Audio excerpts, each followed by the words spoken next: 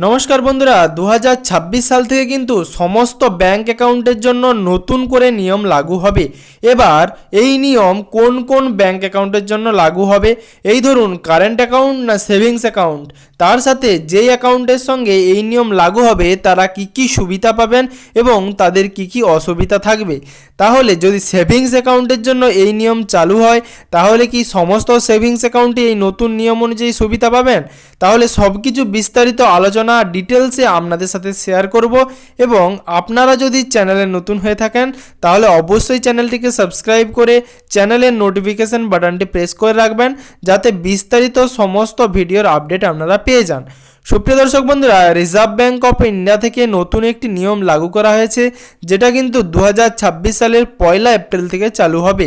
সেই নিয়ম অনুযায়ী কিছু কিছু সেভিংস অ্যাকাউন্ট তারা কিন্তু বাড়তি সুবিধা পেতে চলেছেন।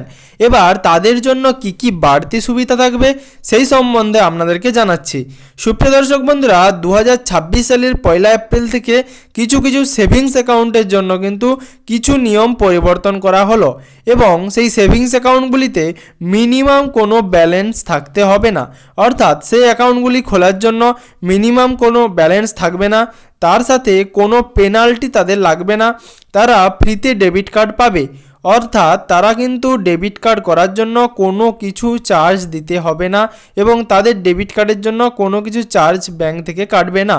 সুপ্রিয় দর্শক বন্ধুরা, এর সাথে চেক বই দেওয়া হবে ফ্রিতে এবং 25 পাতার চেক বই তারা ফ্রিতেই পেয়ে যাবে। তার সাথে ডিজিটাল ট্রান্সফারও পেয়ে যাবেন ফ্রিতে। সুপ্রিয় দর্শক বন্ধুরা, তাহলে কি এই নিয়ম প্রত্যেকটি সেভিংস ব্যাংক অ্যাকাউন্টের জন্য? এই নিয়মটি কিন্তু প্রত্যেকটি সেভিংস ব্যাংক অ্যাকাউন্টের জন্য নয় এবং এই সুবিধাগুলিও প্রত্যেকটি সেভিংস ব্যাংক অ্যাকাউন্ট পাবে না। কিছু কিছু বিশেষ সেভিংস ব্যাংক অ্যাকাউন্ট যেমন বিএসবিডি বা বিএসবিডিএ এই সমস্ত সেভিংস অ্যাকাউন্টের জন্য, অর্থাৎ basic savings bank deposit account অথবা বেসিক সেভিংস অ্যাকাউন্টের জন্য কিন্তু এই নিয়ম লাগু করা হয়েছে। এই সেভিংস অ্যাকাউন্টগুলি কাদের জন্য এবং কারা এই সেভিংস অ্যাকাউন্টগুলি খুললে এই সমস্ত সুবিধাগুলি পাবেন, চলুন সেটা আপনাদেরকে বিস্তারিত জানিয়ে দিই। কাদের জন্য বিএসবিডিএ অ্যাকাউন্ট বেশি উপযোগী? বিশেষ করে ছাত্রছাত্রী, বয়স্ক মানুষ, গৃহিণী এবং কম আয়ের মানুষ বা দৈনিক লেনদেনকারীরা, যাদের মিনিমাম একটা উপার্জন বা মিনিমাম একটা ব্যালেন্স রাখা কষ্টকর, তাদের জন্য এই ধরনের সেভিংস ব্যাংক অ্যাকাউন্ট খোলা হয়েছে এবং তারা এরকম ব্যাংক অ্যাকাউন্ট খুললে এই 5 ধরনের সুবিধা পাবেন। এবার ধরুন যারা আগে থেকেই সেভিংস ব্যাংক অ্যাকাউন্ট খুলে রেখেছেন তারা কি করে এরকম ব্যাংক অ্যাকাউন্ট খুলবেন? এবার এই ধরনের ব্যাংক অ্যাকাউন্টকে পরিবর্তন করা যায়। আপনার ধরুন ব্যাংকে সেভিংস ব্যাংক অ্যাকাউন্ট রয়েছে, আপনারা যদি এই 5 ধরনের সুবিধা পেতে চান, ফ্রিতে ডেবিট কার্ড, ফ্রিতে পাসবুক এবং বাকি যা যা যাবতীয় সুবিধা দেওয়া হচ্ছে সেগুলো পাওয়ার জন্য আপনাদের সেভিংস অ্যাকাউন্টটিকে পরবর্তীতে আপনারা বিএসবিডিএ করে নিতে পারেন এবং সেটা ব্যাংকে আপনাদেরকে আবেদন করতে হবে।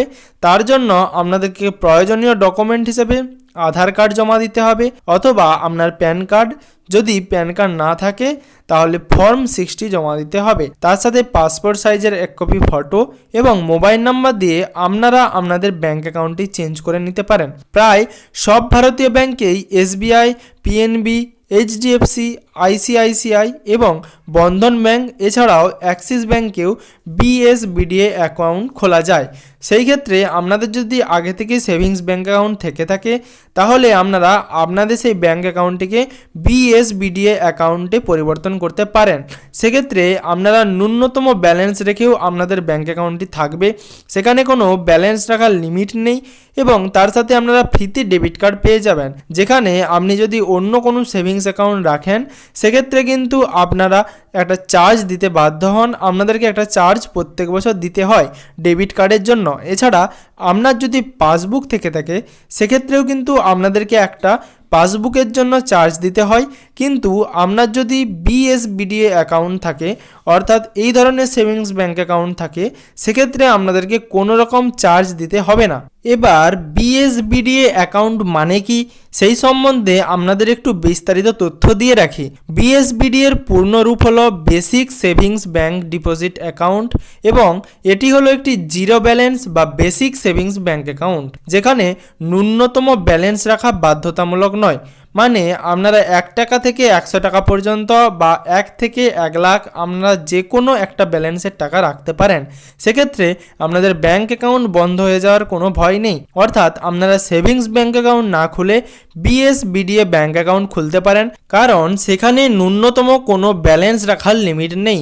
সেক্ষেত্রে ন্যূনতম ব্যালেন্স রাখার যেখানে বাধ্যতামূলক নয়, সেখানে সাধারণ গ্রাহকের জন্য প্রয়োজনীয় অনেক ব্যাংকিং সুবিধা বিনা খরচে দেওয়া হয়।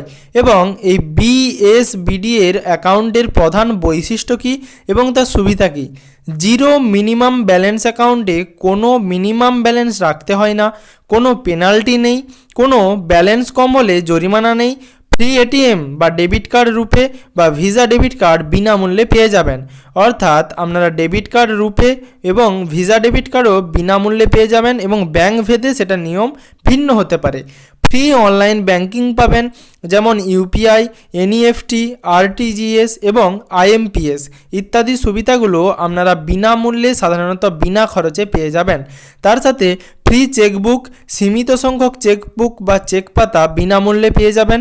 তার সাথে ক্যাশ ডিপোজিট, উইথড্রয়াল ফ্রি নির্দিষ্ট সীমার মধ্যে সম্পূর্ণ আপনারা ফ্রিতে পেয়ে যাবেন এবং পাসবুক বা ই স্টেটমেন্ট ফ্রি বিনামূল্যে বা বিনা খরচে আপনারা স্টেটমেন্ট পেয়ে যাবেন।